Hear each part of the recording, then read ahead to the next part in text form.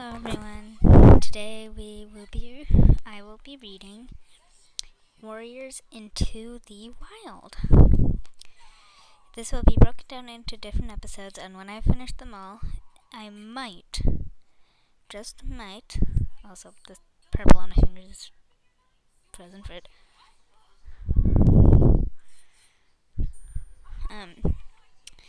I will be doing the prologue for chapter 1 and chapter 2. And yeah, sorry I haven't posted in a while. Starting with this little bit. If you guys want to skip this, you can. But kitty pets can't be warriors, Greypaw blurted out. They don't have warrior blood. Warrior blood, Bluestar echoed with a sigh. Too much of that has been spilled lately. She fell silent, and Lionheart meowed. Bluestar is only offering you training, young kit. There's no guarantee you will become a full warrior. Understand that she does not make this offer lightly. If you wish to train with us, we will have to take you into our clan. You must either live with us and respect our ways, or return to your two-leg place and never come back. You cannot live with a paw in each world. So, in this section, there's the first series, second, third, and fourth, I believe. I haven't read Warrior Cats in a while.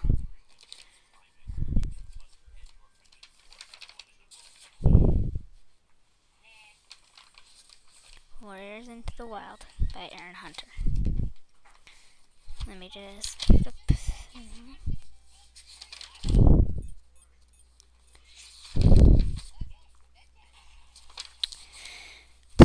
Prologue. A half moon glowed on the smooth granite boulders, turning them silver. The silence was broken only by the ripple of water from the swift black river and the whisper of trees in the forest beyond. There was a stirring in the shadows, and from all around, lithe, dark shapes crept stealthily over the rocks. Unsheathed claws glinted in the moonlight. Wary eyes flashed like amber, and then, as if on a silent signal, the creatures leapt at each other, and suddenly the rocks were alive with wrestling, screeching cats. At the center of the frenzy of fur and claws, a massive, dark tabby pinned a bracken-colored Tom to the ground and drew up his head triumphantly. "Oakheart!" the tabby growled. "How dare you hunt in our territory? The Sunning Rocks belong to ThunderClan."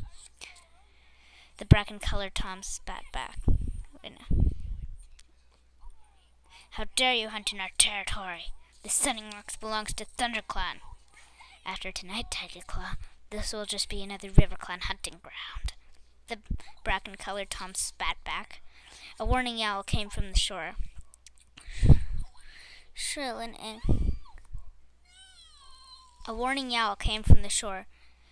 anxious. "Look out! More RiverClan warriors are coming!"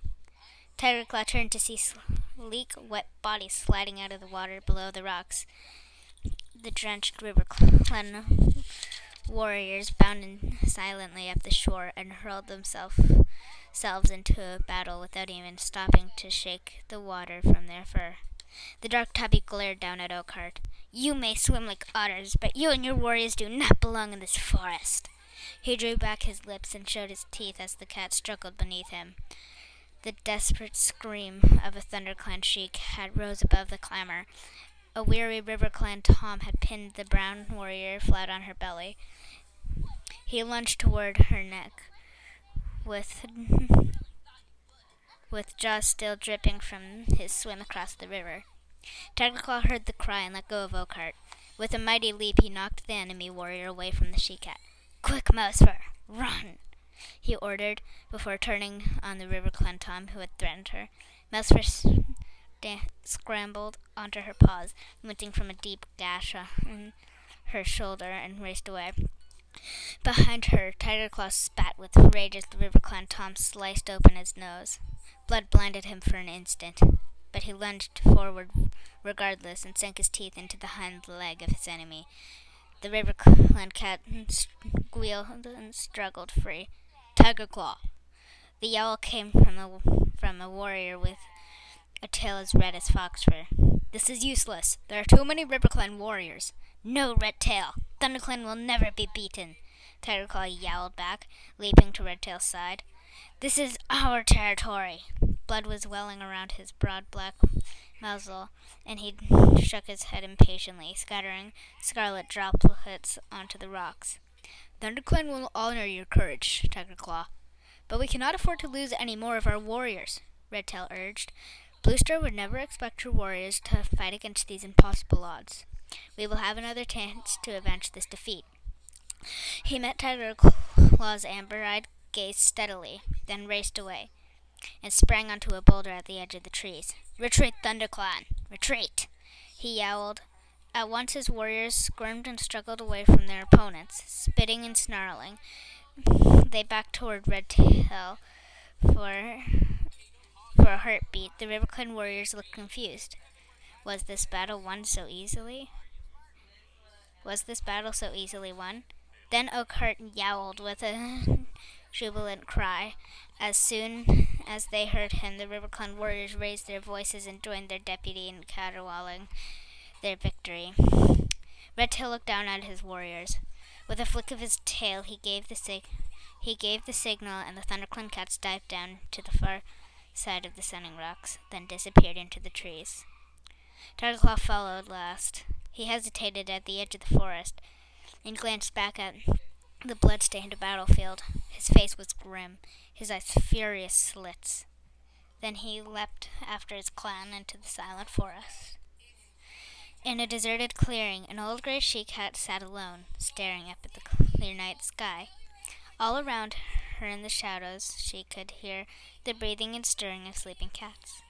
A small tortoiseshell she-cat emerged from a dark corner, her paw steps quick and soundless. The gray she-cat dipped her head in greeting. How's Mouse Fur? She meowed. Her wounds are deep, Bluestar, answered the tortoiseshell, settling herself onto the night cool grass. But she is young and strong. She will heal quickly. And the others? They will all recover too. Bluestar sighed. We are lucky to have not lost any of our warriors this time. You are a gifted medicine cat, Spotted Leaf. She tilted her head again and studied the stars. I am deeply troubled by tonight's defeat. ThunderClan has not been beaten in its own territory since I became leader, she murmured. These are difficult times for our clan. The season of New Leaf is late, and there have been fewer kits. ThunderClan needs more warriors if it is to survive. But the year is only just beginning, Spotted Leaf pointed out calmly. There will be more kits when Greenleaf comes. The gray cat twitched her broad shoulders. Perhaps. But training our young to become warriors takes time. If ThunderClan is to defend its turn, it must have new warriors as soon as possible. Are you asking StarClan for answers? Meowed Spotted Leaf gently, following Bluestar's gaze and staring up at the swath of stars glittering into the dark sky. It is at times like this we need the words of ancient warriors to help us. Has StarClan spoken to you? Bluestar asked. Not for some moons, Bluestar. Suddenly, a shooting star blazed over the treetops. Spotted Leaf's tail twitched, and the fur along her spine bristled. Bluestar's ears pricked, but she remained silent as Spotted Leaf continued to gaze upward. After a few moments, Spotted Leaf lowered her head and turned to Bluestar. It was a message from StarClan, she murmured. A distant look came into her eyes. Fire alone can save our clan. Fire, Bluestar echoed. But fire is feared by all the clans. How can it save us? Spotted Leaf shook her head. I do not know, she admitted, but this is the message StarClan has chosen to share with me. The ThunderClan leader fixed her clear blue eyes on the medicine cat. You have never been wrong before, Spotted Leaf, she meowed. If StarClan has spoken, then it must be so. Fire will save our clan. And that was the prologue. Moving on to Chapter 1. I'm honestly...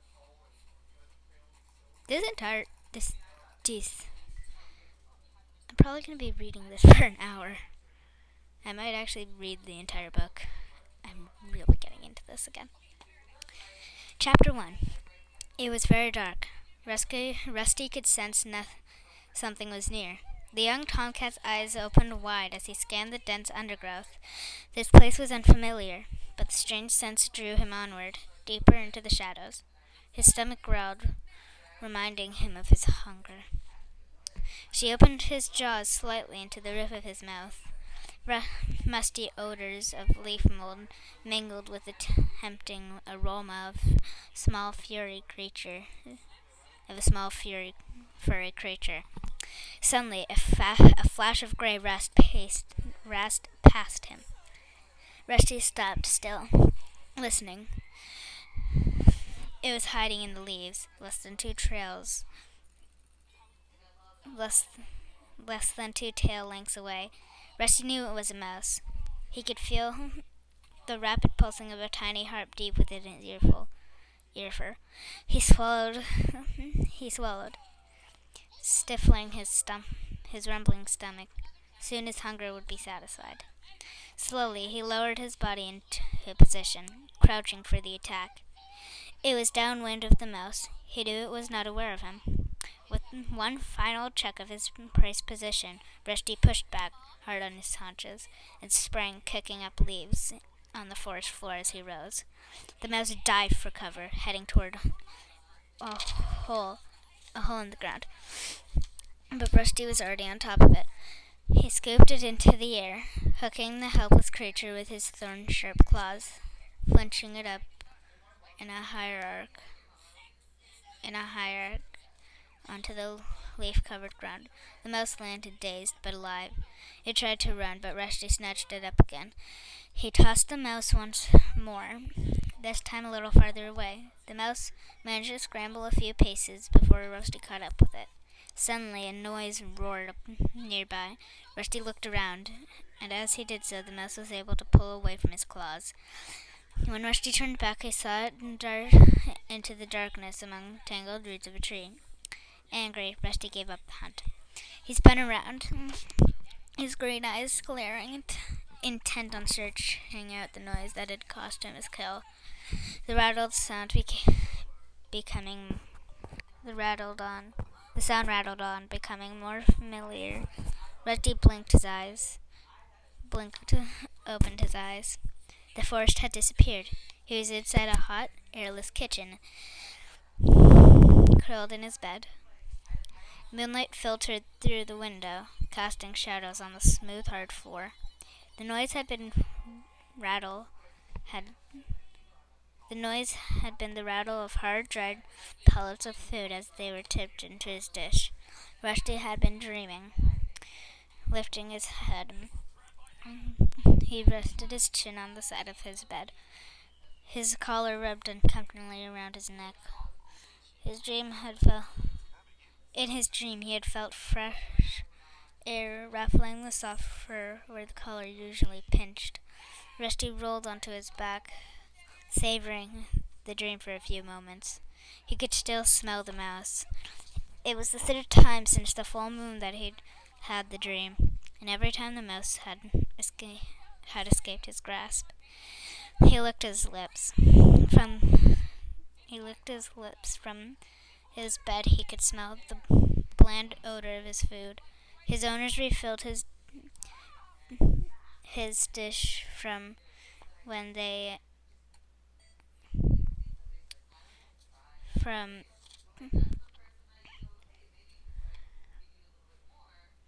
odor of his food. His owners always refilled his dish before they went to bed. The dusty smell chased away the warm sense of his dream, but the hunger rumbled in his stomach. So Rusty stretched the sleep out of his limbs and padded across the kitchen floor to his dinner. The food felt dry, tasteless on his tongue. Rusty reluctantly swallowed one more mouthful. Then he turned away from his food dish and pushed his way out of the cat flap, hoping the smell of the garden would bring back the feeling of his dream. Outside, the moon was bright. It was raining lightly. Rusty stalked down the tidy garden, down following the starlit gravel path, starlit gravel path, fleeing the stones cold and sharp beneath his paws. He made his dirt beneath a large bush with glossy leaves and heavy purple flowers. Their sickly sweet scent cloyed the damp air around him. He curled his lip to drive the smell out of his nostrils. Afterward, Rusty settled down on top of one of the posts that his fence that marked the limits of his garden. It was his favorite spot. It was a favorite spot of his, as he could see right into the neighboring gardens as well as into the dense green forest on the other side of the garden fence.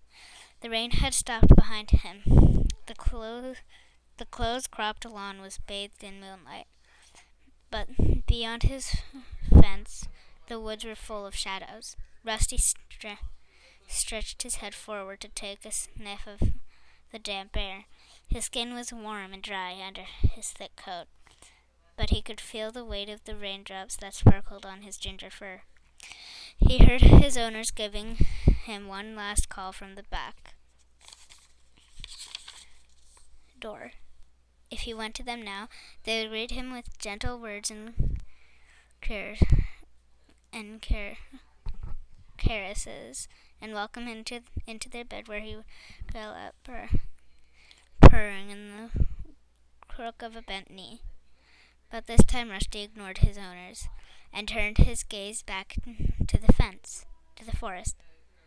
The crisp smell of the woods had grown fresher after the rain. Suddenly the fur on his spine prickled. Was something moving out there?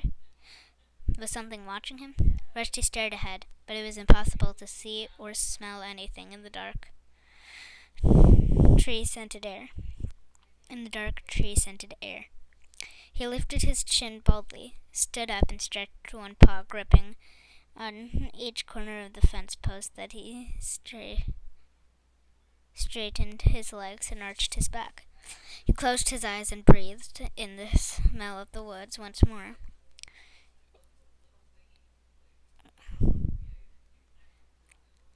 It seemed to promise him something, tempting him onward into the whispering shadows. Tensing his muscles, he crouched for a moment. Then he leaped lightly down the rough grass on the other side of the garden fence.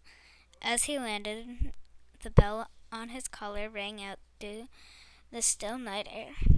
"Where are you off to, Rusty?" meowed a familiar voice behind him. Rusty looked up. A young black and white cat was balancing ungracefully on the fence. "Hello, Smudge." "You're not going out into the woods, are you?" Smudge's amber eyes were huge. "Just for a look," Rusty promised, shifting uncomfortably. "You wouldn't get me in there. It's dangerous." Smudge wrinkled his black nose with distaste. "Henry said he went into the woods once." The cat lifted his head and gestured with his nose over the row of fences towards a garden where Henry lived. "That fat old tabby never went into the woods," Rusty scoffed. He's hardly been outside his own garden since his trip to the vet. All he wants to do is eat and sleep." "No, really. He can't rubbing in there," Smudge insisted. If he did, it was before the vet. Now he complains about the birds because they disturb his dozing." "Well, anyway," Smudge went on, ignoring the scorn in Rusty's mew, "Henry told me that there are all sorts of dangerous animals out there. Huge wildcats who eat live rabbits for breakfast and sharpen their claws on old bones." "I'm only going for a look around. I won't stay long." Well, don't say it didn't warn you," purred Smudge. The black and white cat turned and plunged off the fence, back down into his own garden. Rusty sat down in the coarse grass Before the garden fence, he gave his shoulders a nervous lick and wondered how much of Smudge's gossip was true. Suddenly, the movement of a tiny creature caught his eye. He watched it scuttle under some brambles. Instinct made him drop into a low crouch with one slow paw after another. He drew his body forward through the undergrowth, ears pricking, nostrils flared, eyes unblinking. He moved toward the animal that he could see clearly now, sitting up among the barbed branches, nibbling on a large seed held between his paws. It was a mouse. Rusty rocked his haunches from side to side, preparing to leap. He held his breath in case his bell rang again. Excitement coursed through him, making his heart pound. This was even better than his dreams. Then a sudden noise of cracking twigs and crunching leaves made him jump.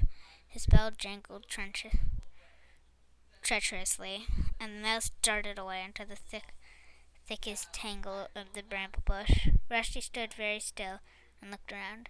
He could see the white tip of a red bushy tail trailing through a clump of tall ferns up ahead. The smell of a strong, strange scent, definitely a meat eater, but neither cat nor dog. Distracted, Rusty forgot about the mouse and watched the red tail curiously. He wanted a better look. All Rusty's senses strained ahead as he prowled forward. Then he detected another noise. It came from behind, but sounded muttered and distant. He swiveled his ears backward to hear it better. Paw steps? He wondered, but he kept his eyes fixed on the strange red fur up ahead and continued to creep onward. It was only when the faint rustling behind him became a loud and fast approaching leaf crackle that Rusty realized he was in danger. I lost my spot.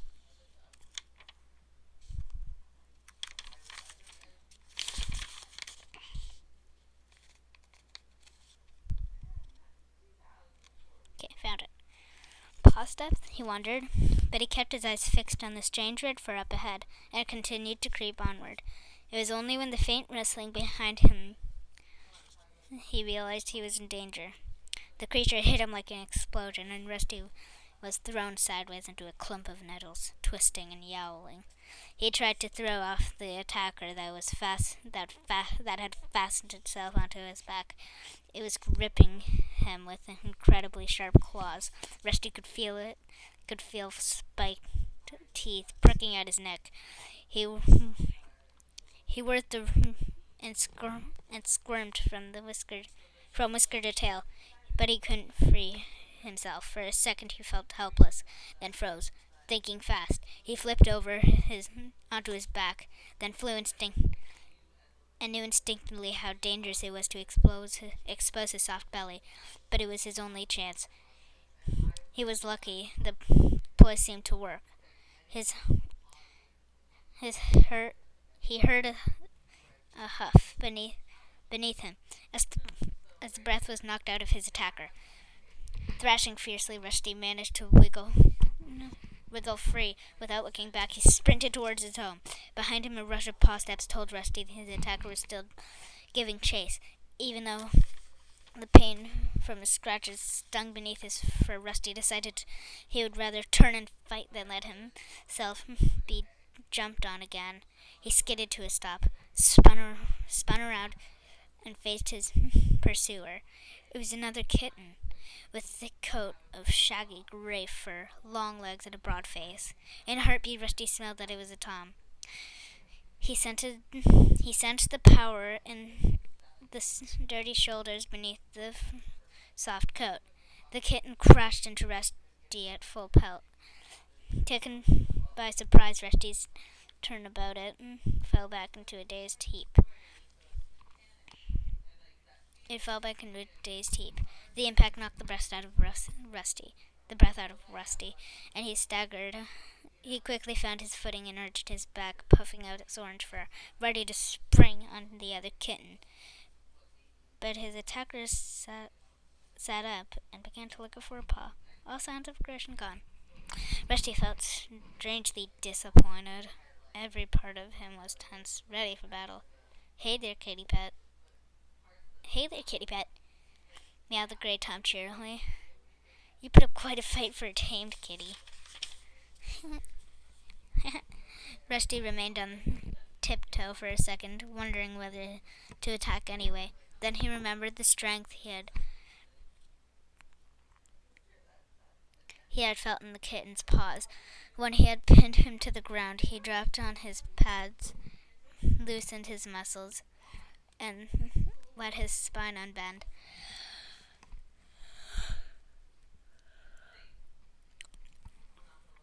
And I'll fight you again if I have to, he growled. I'm Grandpa, by the way. The kitten went on, ignoring Rusty's threat. I'm training to be a ThunderClan warrior. Rusty remained silent. He didn't understand what this gray what's-it was meowing about. But he sensed the threat had passed. He hid his confusion by leaning down to lick his ruffled chest. What's a kitty pet like you doing out in the woods? Don't you know it's dangerous? Graypaw asked Graypaw. If you're the most dangerous thing the woods has to offer, I think I can handle it, Rusty bluffed. Graypaw looked at him for a moment, narrowing his big yellow eyes. Oh, I'm far from the most dangerous. If I were even half a warrior, I'd have given an intruder like you some real wounds to think about. Rusty felt a thrill of fear at these ominous words.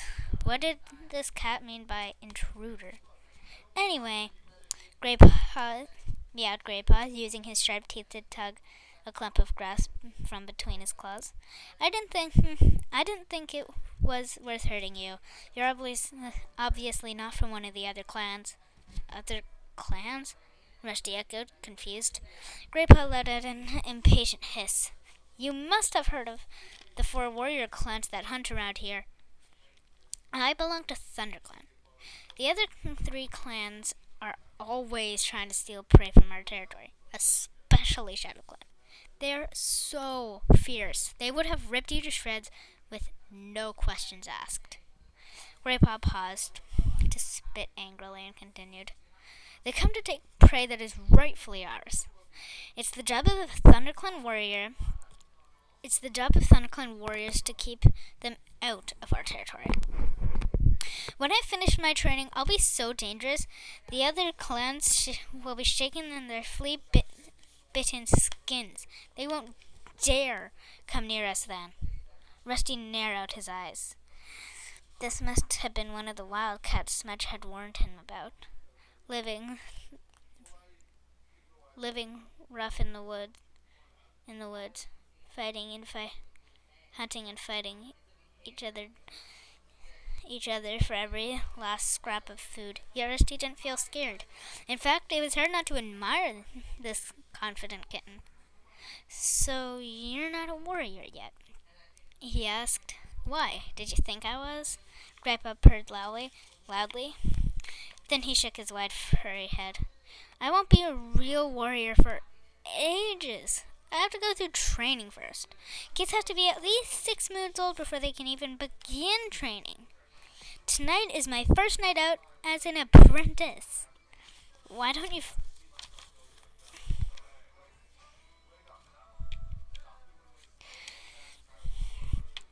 find yourself an owner with a nice cozy house instead? Your life would be so much easier.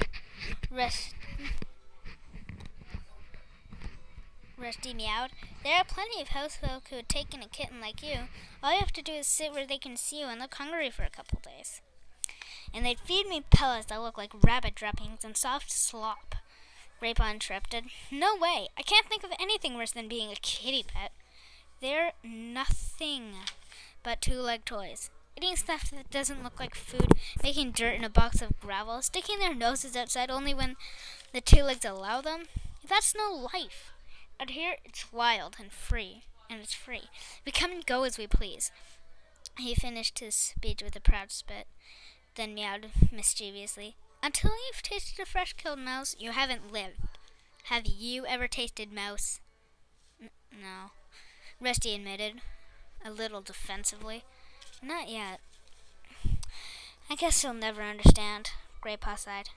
You weren't born wild. It makes a big difference. You need to be born with warrior blood in your veins, or the feel of wind in your whiskers. Kitties born to two-leg nests could never feel the same way. Rusty remembered the way he had felt in his dream. That's not true, he mewed indignantly. Indignantly. Graypaw did not reply. He suddenly stiffened mid-lick, one paw still raised, and sniffed the air. I smell cats from my clan, he hissed. You should go. They won't be pleased to find you hunting in our territory. Rusty looked around, wondering how Graypaw knew any cat was approaching. He couldn't smell anything different. The leaf-scented breeze,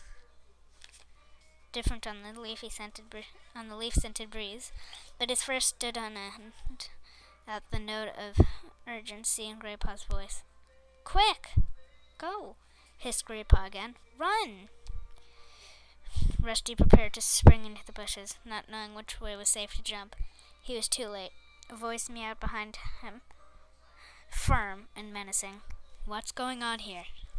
Rusty turned to see a large gray she-cat rolling majestically out from the undergrowth. She was magnificent. White hair streaked her muzzle, and an ugly gray scarf parted the fur across her shoulders.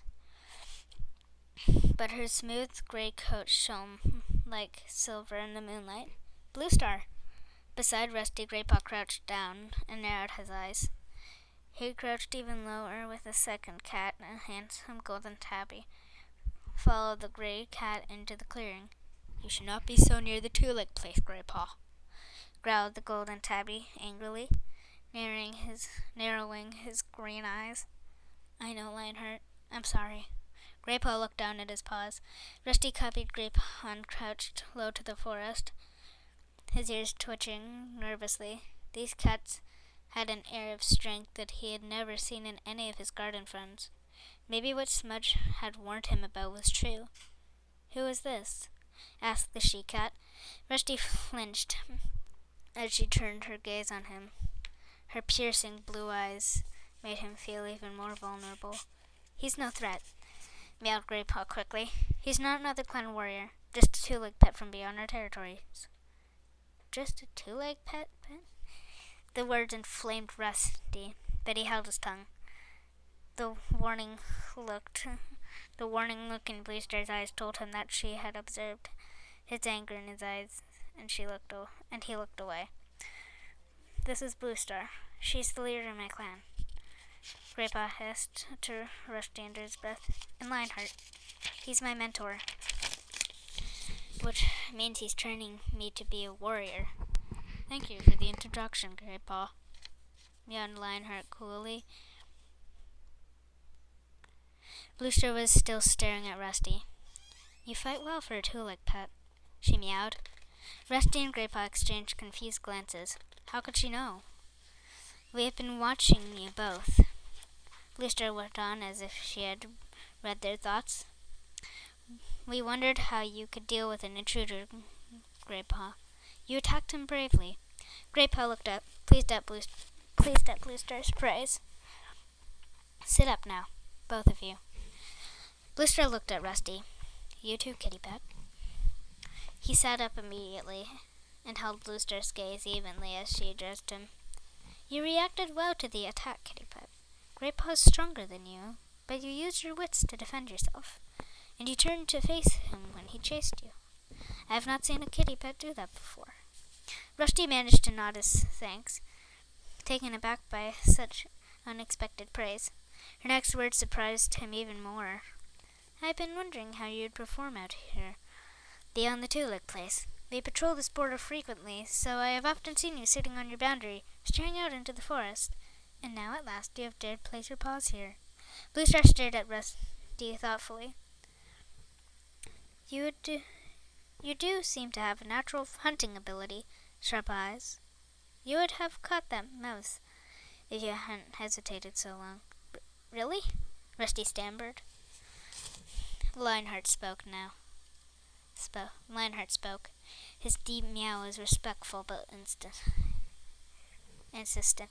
Blue Star, this is a kitty pet. He should not be hunting in Thunderclaw territory. Send him home to his two legs.